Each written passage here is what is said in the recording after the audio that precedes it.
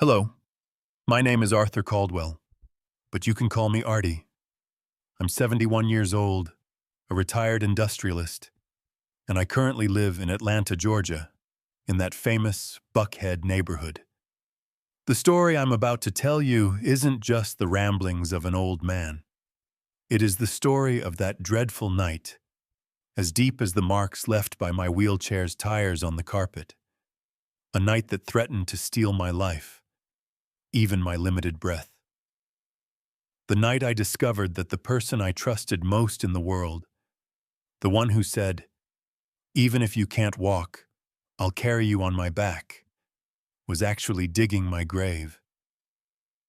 If you too have felt in your most vulnerable moment that the hand reaching out to you was actually preparing to strangle you, listen to me with your heart. My story began with calloused hands and motor oil. I grew up on the south side of Chicago, on those cold streets where the wind cuts to the bone. My father was a steelworker who came home from his shift reeking of soot. My mother was a seamstress whose eyes were ruined by the sewing machine. There was only one truth I learned from them. No one hands you anything on a silver platter, Arthur. You have to take it. And that's what I did. Starting with rusty spare parts in a small garage, I clawed my way up to build an empire. In the early years, I slept on the concrete floor of the shop, on oily rags, but my dreams were always warmer and bigger than that cold concrete. But life has a cruel accounting. When it gives you something, it demands your most precious treasure in return. My treasure was my first wife, my childhood sweetheart, Eleanor. We built our life together, shoulder to shoulder. We had a daughter, the beautiful Emily. Everything was perfect until that rainy November night. Eleanor and I were returning from a business dinner. I was driving. I will never forget that truck coming from the opposite lane, those blinding headlights, the sound of metal hitting metal, glass shattering, and then a terrible silence. When I opened my eyes in the hospital, I learned two truths at once. Eleanor had died under the wreckage, and I would never walk again due to damage to my spinal cord. The legs that had carried me through the world for 35 years were now just the weight of a metal chair. My daughter Emily was only 10 years old. Looking at that little girl who had lost both her mother and half of her father, I vowed to climb out of that dark pit inside me. My wheelchair would not be my prison, but my throne. I grew the company, put Emily through school, married her off, and sent her off to a foreign country to build her own life. But success and money couldn't buy back that deep silence at home. After Emily left, the only sound in this huge house was the creaking of my wheelchair. Servants and nurses came and went, but they were all paid shadows.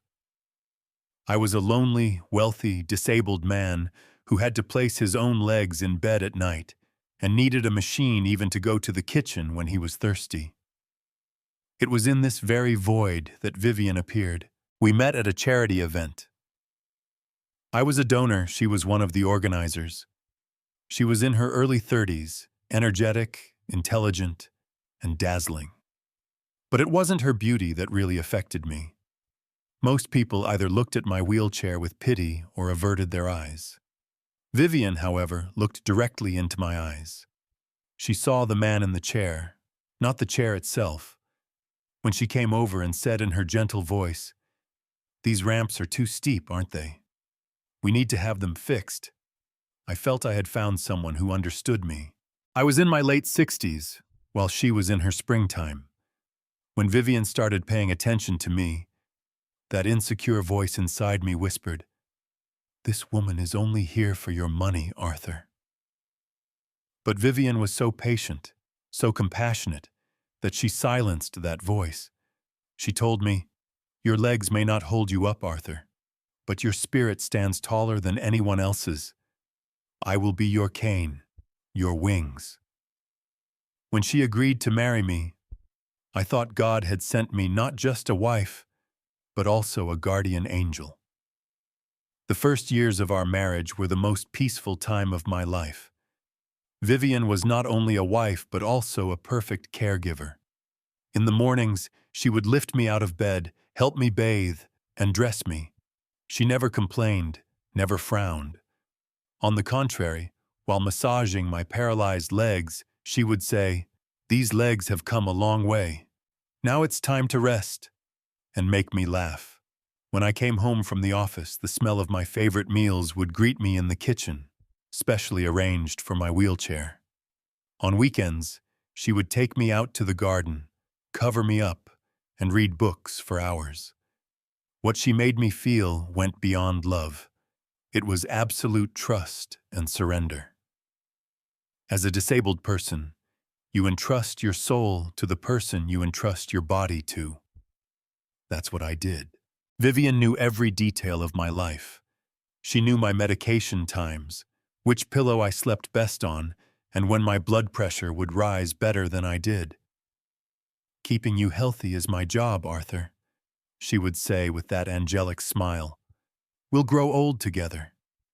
When your hair turns gray, I'll be right there beside you." My friends, my buddies from the business club, would look at me with envy. "You hit the jackpot, Arthur," they would say. "You couldn't find a woman who would look at a disabled man like that, even if you searched high and low." And I, that foolish, lovesick old man, agreed with them. What I didn't know was that Vivian's tender touches were actually the cold-bloodedness of a surgeon examining her victim. She didn't love me. She was managing me like a project. Vivian's selflessness sometimes embarrassed me so. As a disabled person, your greatest fear is being a burden to your loved ones. But Vivian carried that burden as if she were carrying the world's most precious jewel. She didn't just make my meals.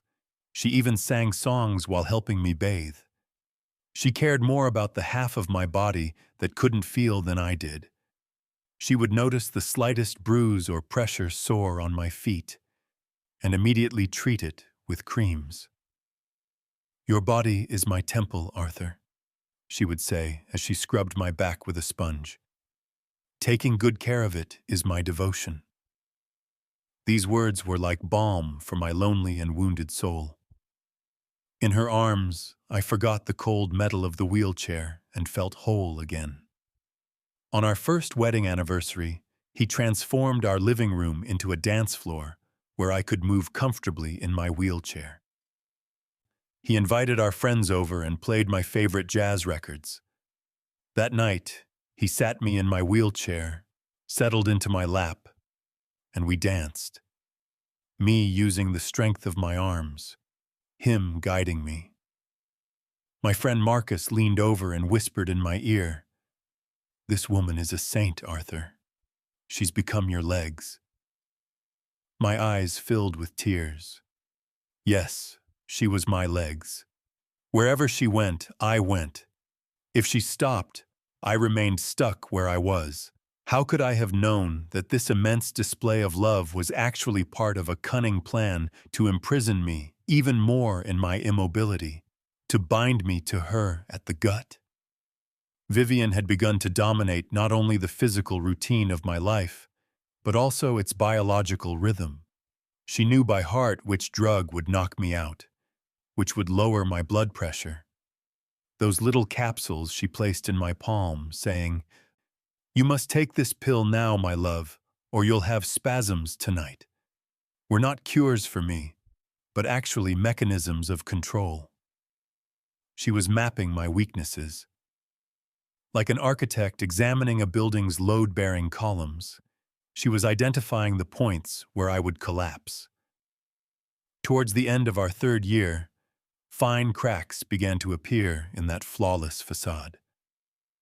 Vivian was still that angelic wife, but there was a calculating gleam in her eyes I hadn't seen before. Her interest had begun to shift from my body to my wallet.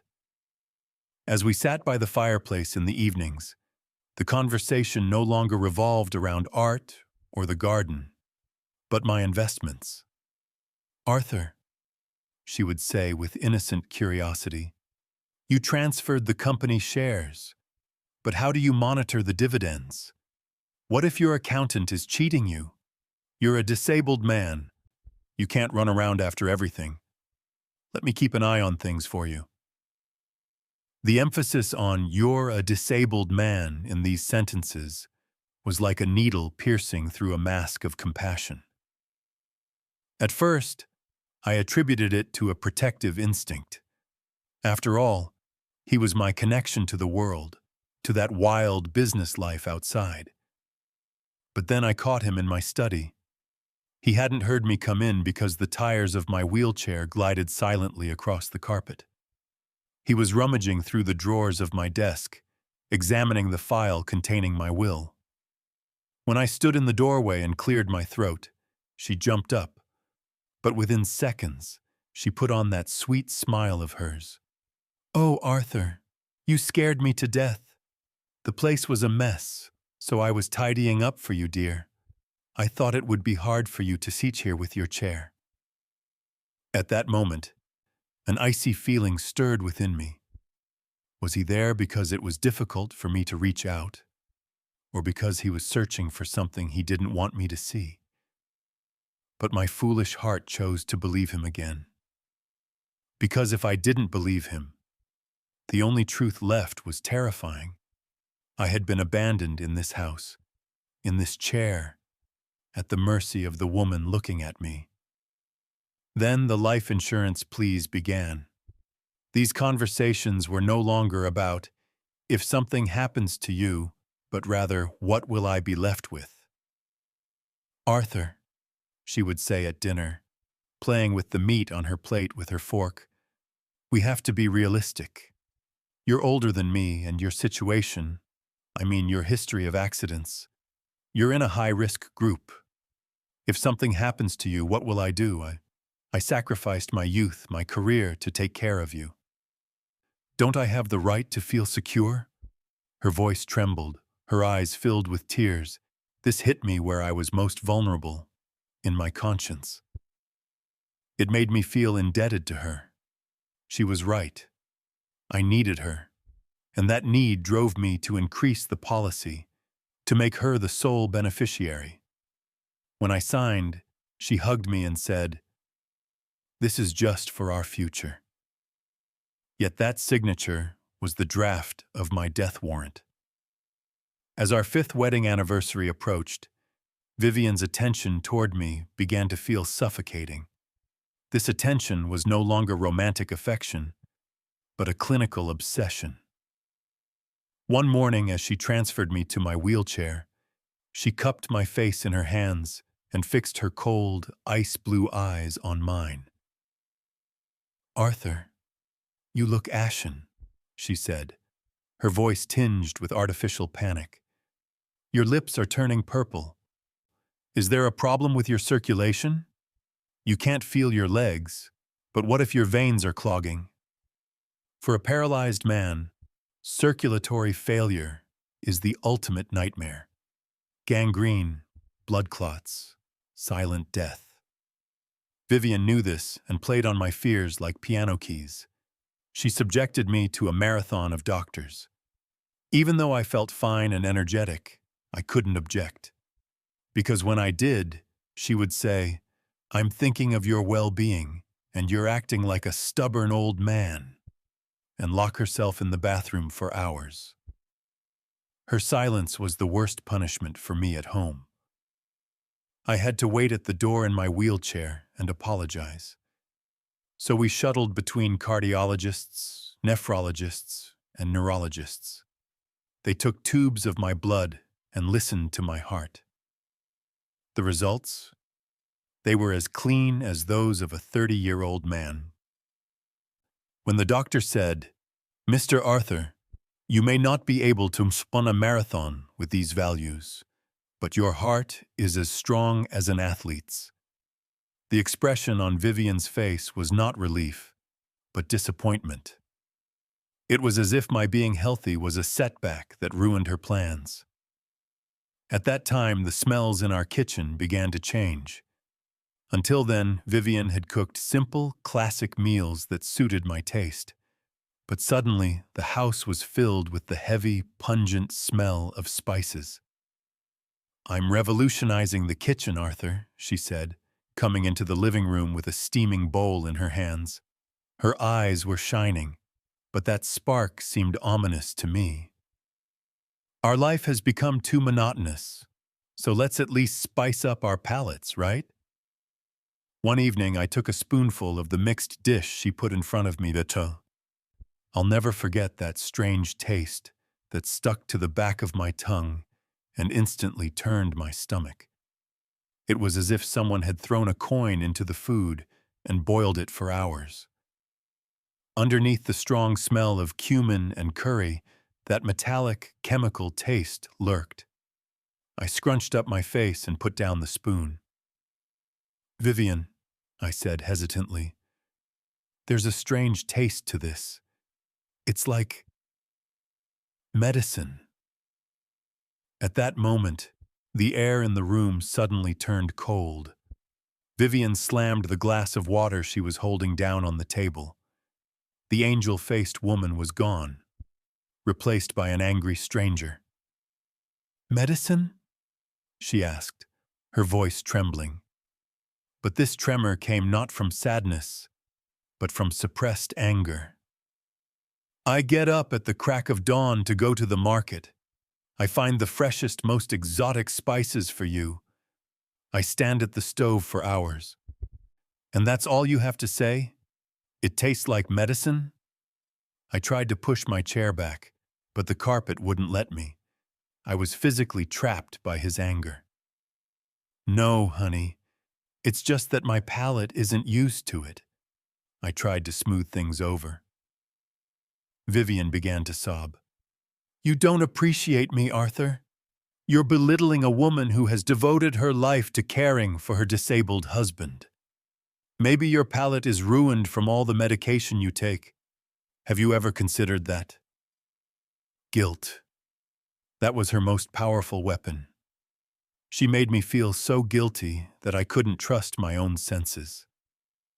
"You're right," I said, picking up the spoon again, despite that disgusting metallic taste. "I'm sorry, Vivian. Please don't cry." And that night, as if swallowing my own death sentence, I finished the plate. The burning in my stomach lasted for hours, but I thought it was worth it for the satisfied smile on Vivian's face.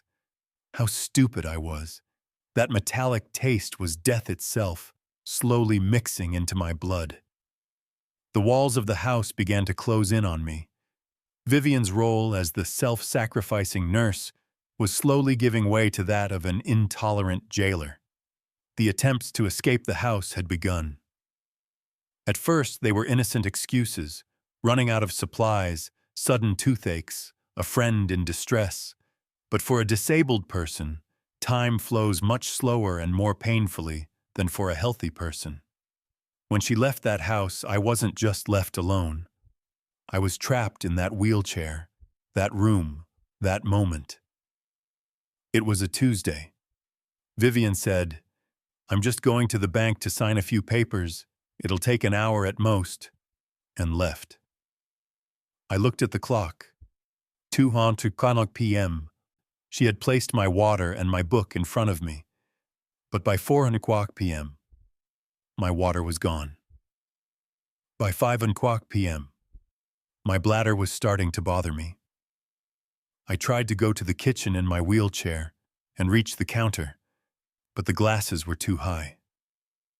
It's impossible to describe my helplessness at that moment. I was a helpless man in the midst of $1 million fortune, unable to reach a glass of water.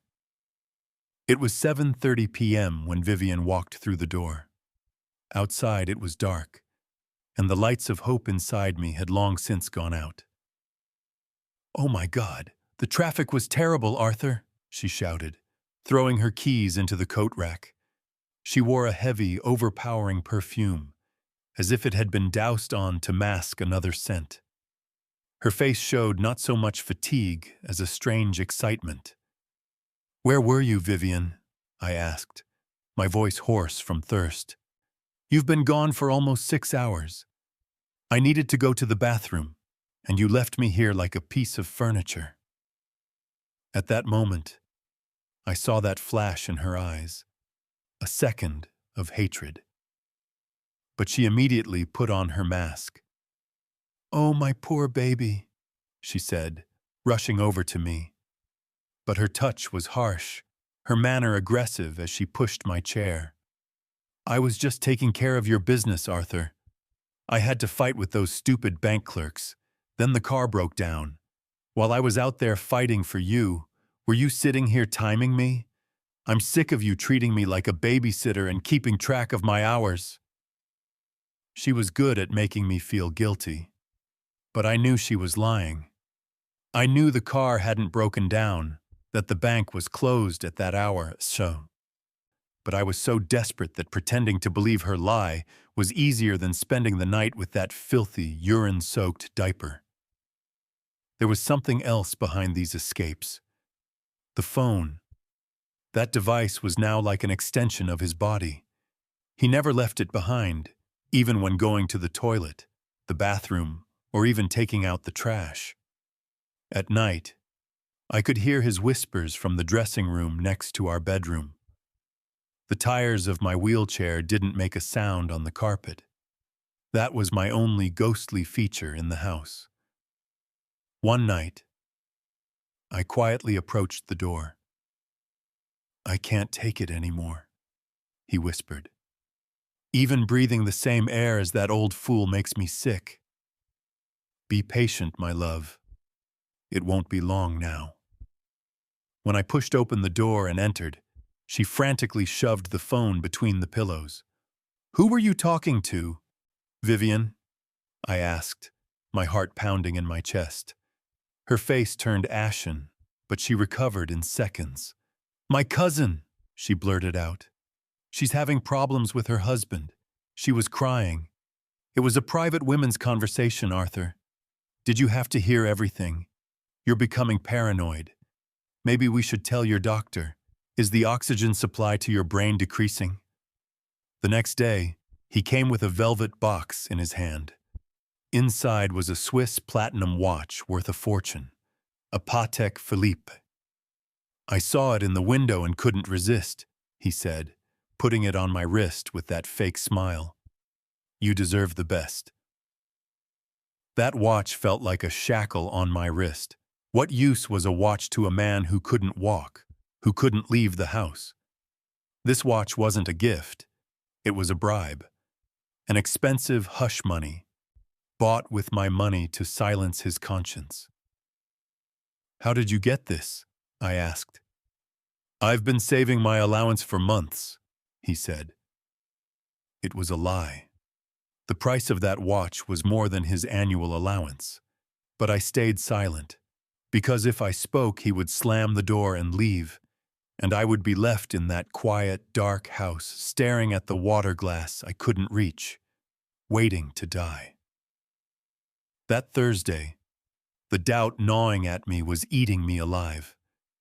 Vivian had said she was going to that famous clinic downtown for her routine gynecological checkup. I wanted to surprise her, maybe pick her up afterward, and take her for a drive along the coast. But for a guy in my situation, pulling off a surprise is as difficult as a military operation. In the garage, I had a custom-built minibus that had been gathering dust for years. Vivian always kept the keys, saying, "It's not safe for you to drive, Arthur. Your reflexes are slow." That day, I found the keys in a secret compartment in her desk. Moving from my wheelchair to the driver's seat was like climbing Everest. My arms were shaking, cold sweat pouring from my forehead. But anger is the strongest fuel. When I started that minibus, I felt a deep fear along with a sense of freedom I had forgotten for years. When I arrived at the clinic, even the height of the reception desk reminded me how low, how invisible I was. "My wife, Vivian Caldwell," I said, trying to keep my voice steady. "Her appointment should be ending soon." The young woman looked at the screen, then looked back. "I'm sorry, Mr. Caldwell," she said, bewildered. "There is no record for Mrs. Vivian today, this week, or even this month." At that moment, I felt as if the brakes on my wheelchair had failed. The ground may not have slipped from under my feet. I couldn't feel my feet anyway. But my spirit crashed into that lobby, onto that cold marble floor. I don't remember how I got home. When I pulled the minibus into the garage and took my place in the living room as if I'd never left, my hands were stiff from gripping the steering wheel. Vivian arrived in the late afternoon, her hair slightly tousled, that tired but happy look on her face. "Oh, Arthur," she said, taking off her shoes. "The doctor kept me longer than I expected, but the results are great. The uterus, the ovaries, everything is perfectly clean." Looking me straight in the eye, she described the details of a doctor who didn't exist and tests that weren't done. She was so relaxed, so professional, that if I hadn't gone to the clinic myself, I would have doubted my own judgment. "Great," I said, hoping the tremor in my voice would be attributed to fatigue. "Your health is more important to me than anything, Vivian." She didn't even notice the irony in my words. My health didn't matter to her. Her only concern was when I would die. After that day, the detective Arthur at home began his work. Every time Vivian came home, she would rush straight to the bathroom. The sound of water would sometimes not stop for an hour. When I stood at the door and listened, I could hear the sound of the scrub brush rubbing against her skin, that aggressive attempt to clean herself. It was as if she wanted to scrape off something that had settled on her, someone else's touch, their scent, her guilt. When she came out of the bathroom, her skin was red, her eyes misty, and that heavy perfume, that flowery scent that filled the room. What hurt me the most was the theatrical compassion he displayed to cover up this betrayal. "We'll travel the world when you retire, Arthur," he would say, holding my hand at dinner. "I'll take you to Paris, to the foot of the Eiffel Tower." He knew how difficult it would be to get up the Eiffel Tower in a wheelchair. "We'll ride a gondola in Venice." Ride a gondola in a wheelchair?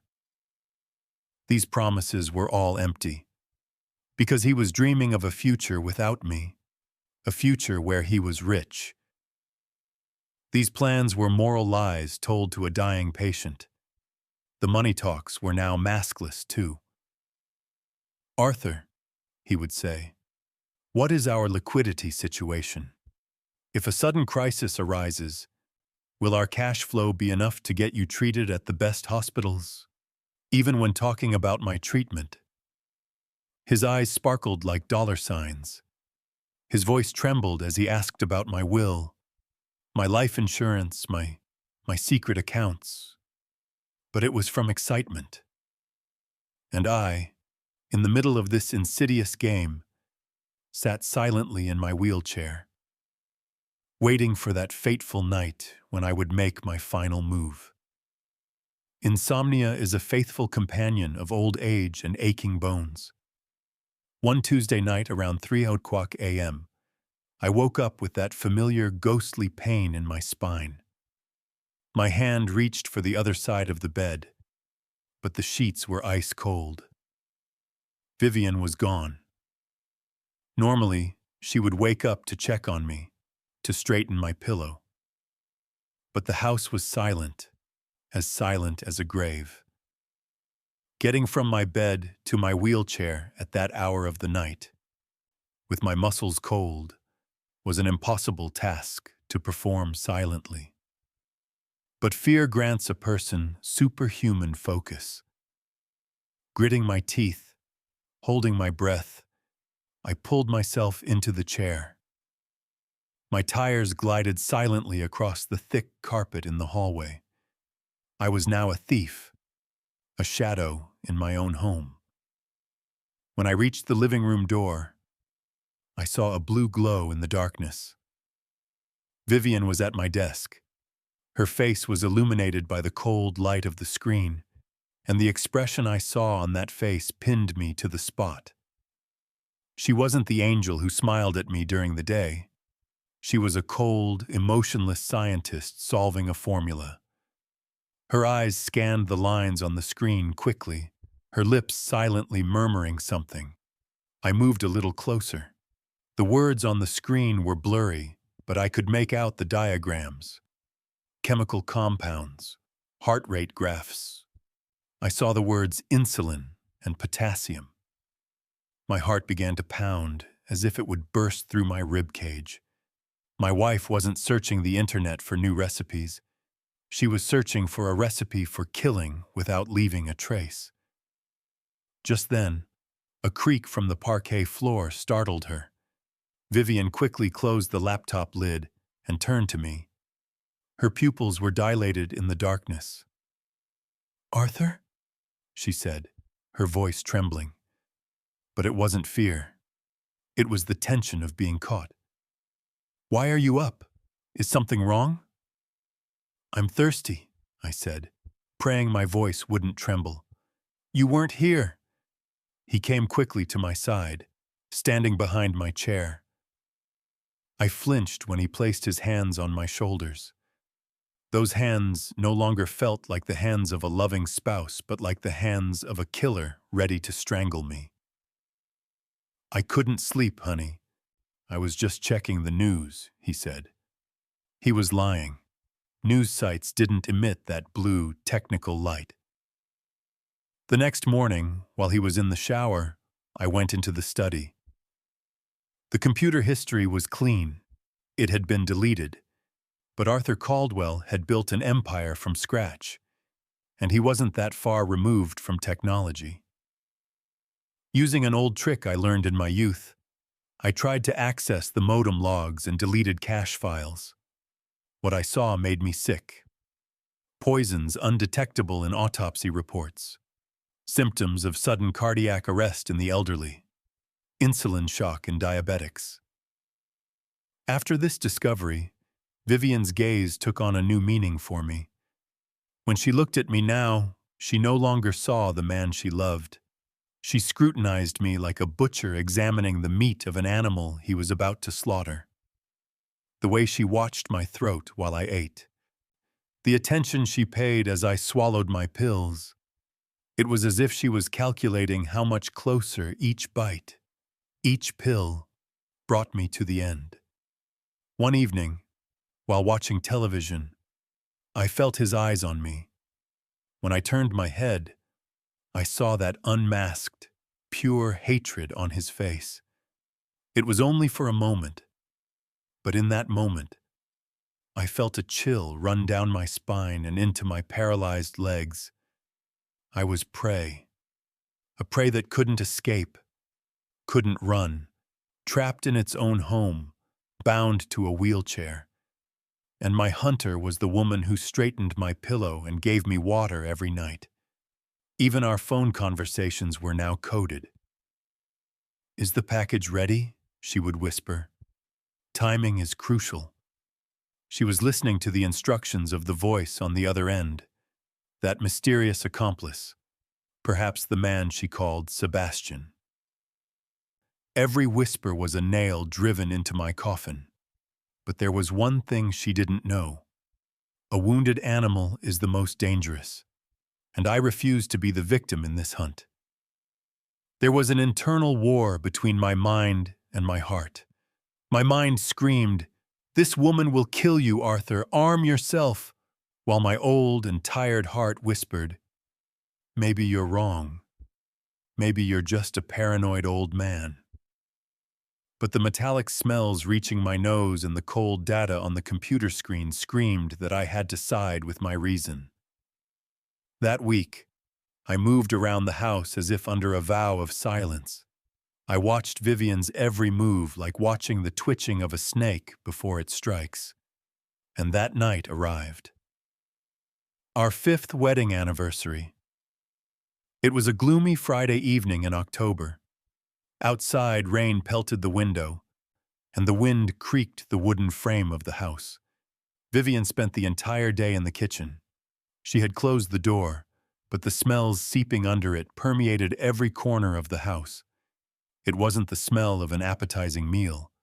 It was heavy, acrid, the smell of something rotten. In the evening, Vivian entered the room. She was holding my favorite navy blue suit. "Come on, Arthur," she said, that rehearsed excitement on her face. "Tonight is our night. I want you to look handsome." She dressed me like a doll. Her hands were cold as she buttoned my shirt. She tied my tie a little too tight around my throat. "You look very handsome," she said, looking at my reflection in the mirror. What I saw in the mirror at that moment was not a handsome husband, but a corpse being prepared for burial. She wheeled me to the dining room in my wheelchair. The table was like a work of art. Lace tablecloths, silver candlesticks, blood-red roses. But my eyes were fixed only on the arrangement of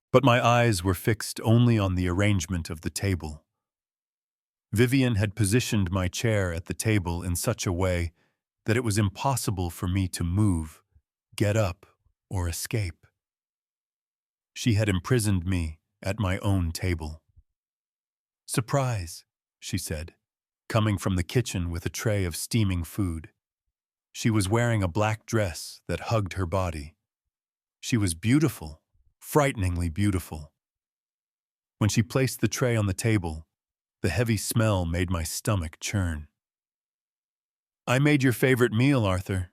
Slow roasted ribs, truffle mashed potatoes, and caramelized carrots." She placed my plate in front of me. The portion was generous, the sauces glistening on the meat. But that smell, it wasn't truffles or spices. It was the smell of the chemical formulas I had seen on the computer screen that night. The smell of death, slyly hidden, masked by sugar. I picked up my fork, but my hand was shaking. Vivian sat across from me, taking a small sip of her wine. Her eyes were on my plate, my fork, the first bite I would take. It was that silent, tense moment when a hunter watches its trapped prey. "What spices did you use, dear?" I asked, trying to keep my voice normal. "There's a very pungent smell." Vivian smiled, but her eyes didn't. "Oh, Arthur, not again?" she said, a slight reproach in her voice. "It's my secret, a special blend from the Far East. The seller said it gives energy to the elderly, invigorates the blood. Come on, eat it before it cools." He had put only a tiny amount on his plate. "I got full just tasting it while I was making it," he said, reinforcing his lie. At that moment, my instincts began to sound their alarms. That plate contained more than just food.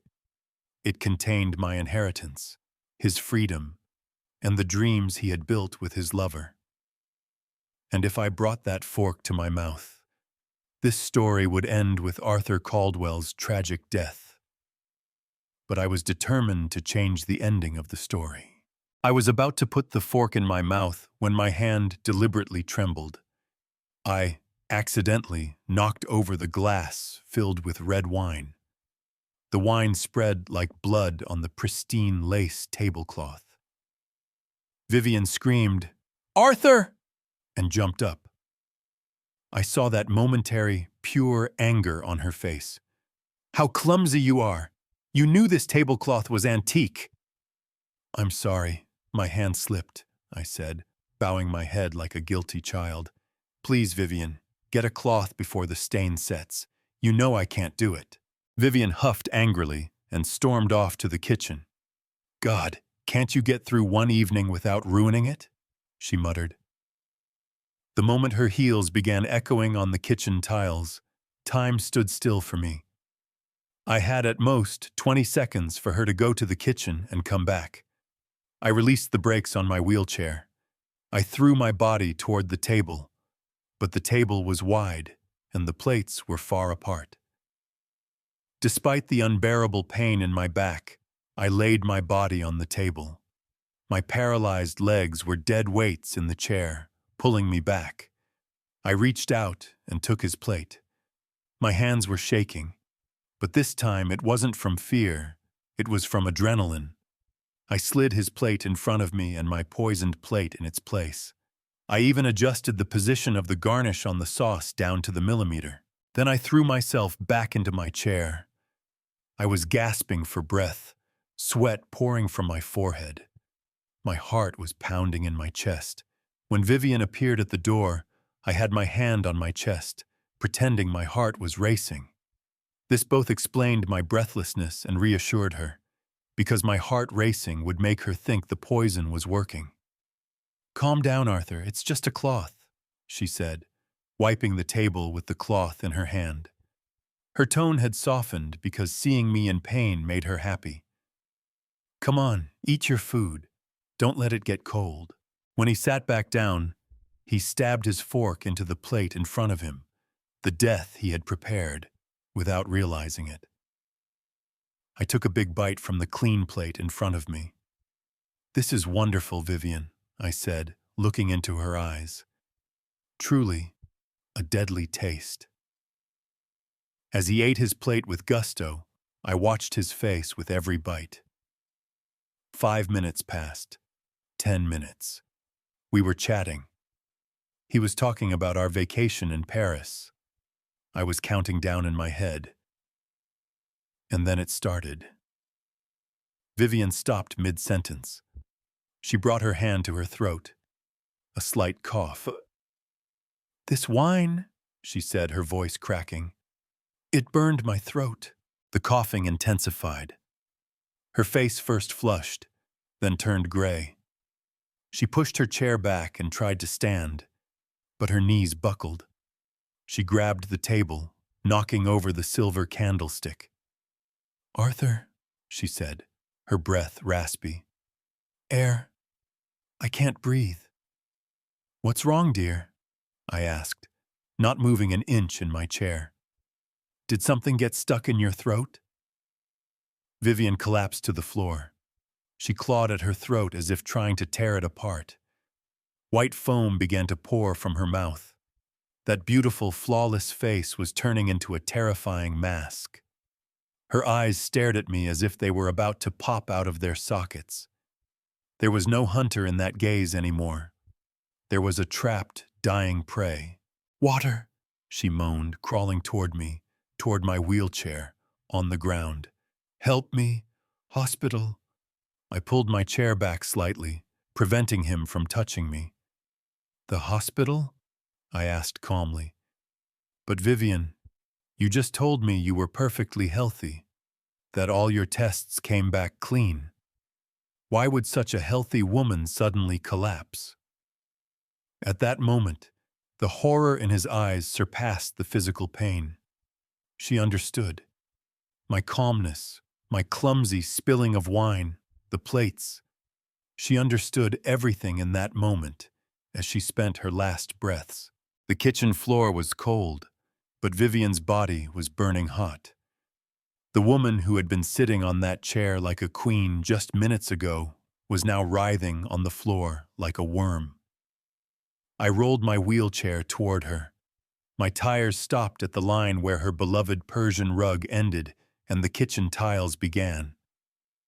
For years, she had looked down on me, pitying me, looking down on me, seeing me as a burden because my legs wouldn't hold me. Now I was looking down on her, in her miserable state, from my wheelchair. The balance of power had shifted, defying gravity. "Ambulance!" he growled. His voice was muffled, as if he were trying to speak underwater. His lungs filled with fluid. His fingers scratched at the tiles, his nails breaking. "Arthur, I'm dying. Please, call." I didn't bend down. My hand didn't reach for the phone. I just clasped my hands in my lap and watched. "This is interesting, Vivian," I said, the icy calm in my voice startling even me. "According to your research on the computer, this poison was supposed to mimic a heart attack. Painless and quick, but it seems you overdosed it a bit. Or maybe the poison recognized its owner." At that moment, horror gave way to pure hatred. Even at death's door, when his mask slipped, what emerged beneath was terrifying. "It was for you!" he screamed, foaming at the mouth. "That damn poison was for you, you stupid, crippled old man! I thought your brain was as rotten as your legs!" The words were like knife blows, but they no longer cut. "I know," I said calmly. "Does Sebastian know too? Your young lover?" His eyes widened. "You!" he moaned, spasms pulling his body taut like a bow. "We were going to take your money. We were going to leave here. I was going to be free of your stinking old age, your diapers, your whining." As his confessions poured out, that vague feeling of guilt I'd felt for years, the feeling that I was a burden to him, completely vanished. "Sebastian might be waiting for you," I said, pulling my chair a little closer so the shadow of the wheels fell across his face. "But you won't be able to leave, Vivian. In fact, you won't be able to take that money either." He paused for a moment, writhing in pain. "What?" "I changed my will 3 months ago," I said, savoring every word. "All my assets, my share, my real estate, everything has been donated to the Spinal Cord Injury Foundation and the orphanage for the elderly. The only thing left for you is the cold kitchen tiles you're lying on right now." Vivian tried to scream, but only a muffled gurgle came out. "You're lying," she said, tears streaming from her eyes. These tears weren't tears of regret, but tears of mourning for the lost fortune. "And there's more," I said, playing my bluff to the end. I took my phone out of my pocket but didn't show her the screen. "There are cameras in this house, Vivian.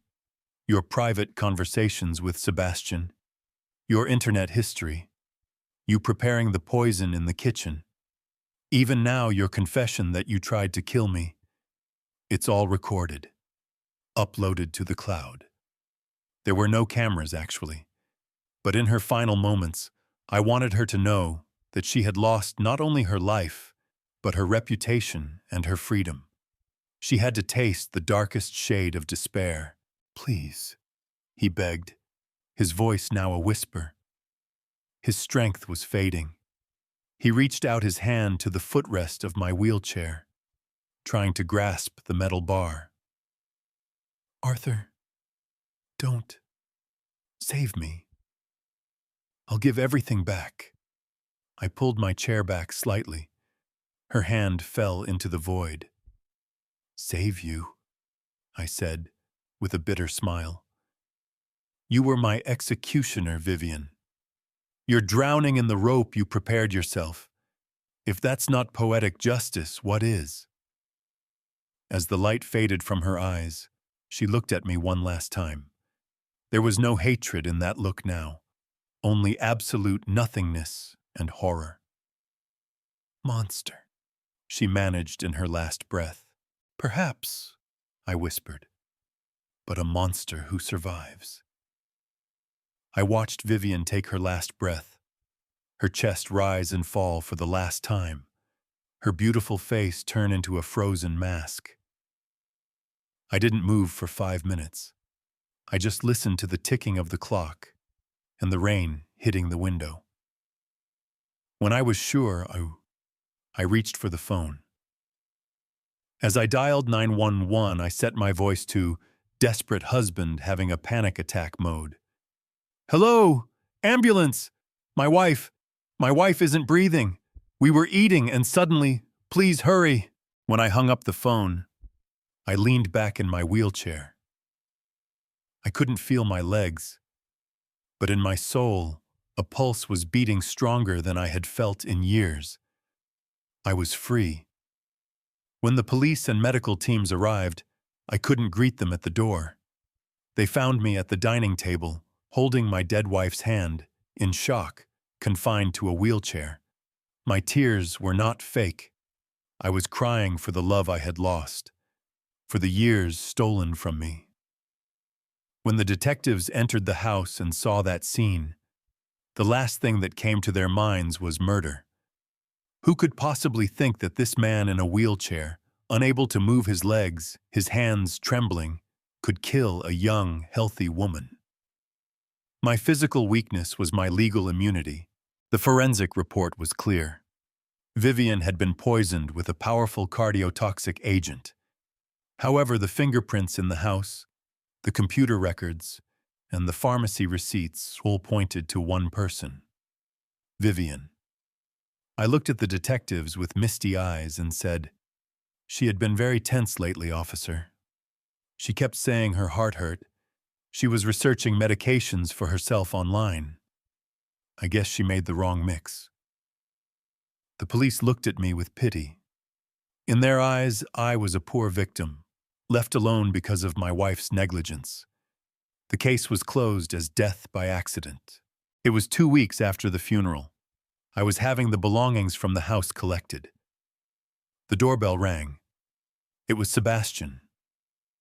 That young, arrogant man I recognized from the photos on Vivian's phone. He didn't know Vivian was dead yet. He had probably come to run away with the money. When my maid opened the door, Sebastian recoiled at the sight of me in my wheelchair. "Where's Vivian?" he asked, his voice harsh and impatient. "I'm waiting for her." I rolled my wheelchair toward him. I kept a meter's distance between us. "Vivian isn't waiting anymore, son," I said. "Vivian is gone." "What do you mean she's gone? Where?" "To hell," I said calmly. "Or underground. It depends on your beliefs." His face turned white as chalk. He came at me. "What are you talking about, you old fool? We were going to take that money and leave." That was the moment when physical strength meant nothing. "Don't come near her." I didn't say. I didn't shout. I just held out the file in my lap to him. "In this file," I said, "are all your and Vivian's correspondence, the poison orders, my plans for death, and the evidence the police found after Vivian's death, or that I presented to them. If you don't walk out that door right now, I'll hand this file over to the prosecutor with charges of attempted murder." Sebastian looked at me. His strong, young body was trembling. He had seen that this crippled man sitting across from him could end his life with a single sentence. Without a word, he turned and ran. Like a coward, I sold that house. I freed myself from the scent of betrayal that permeated its walls, from those cold memories. I donated most of my wealth, as I had promised. I no longer had that much money, but neither did I carry that heavy burden on my shoulders. I bought a small single-story house outside the city with a garden and wheelchair access. That's where I met Diana. She was a retired physical therapist. Our paths crossed at the rehabilitation center where she volunteered. Diana looked at my face, not my wheelchair. I didn't wonder if she was putting poison in my food while she cooked for me. I knew that when she put me to bed, she wasn't thinking, "When will he die?" but rather, "Is he comfortable?" Now we sit on the porch in the evenings. I'm in my wheelchair. She's beside me in her rocking chair. I may not feel my legs, but when I hold her hand, I feel my heart. Vivian told me, "You can't walk." She was right. I can't walk. But while she rots in her grave, I continue to live with my head held high, my spirit free. They say the greatest revenge is to be happy. I have taken my revenge, And you, my friends, if you ever feel weak, helpless, or incomplete, remember my story. True strength is not in the muscles, it is here, in the mind. And never, ever trust someone who looks at you and says, "Poor thing." Now, it's time for this old man to rest. Diana is calling from inside. The tea is ready. This time, the tea contains only the scent of love and bergamot. Farewell.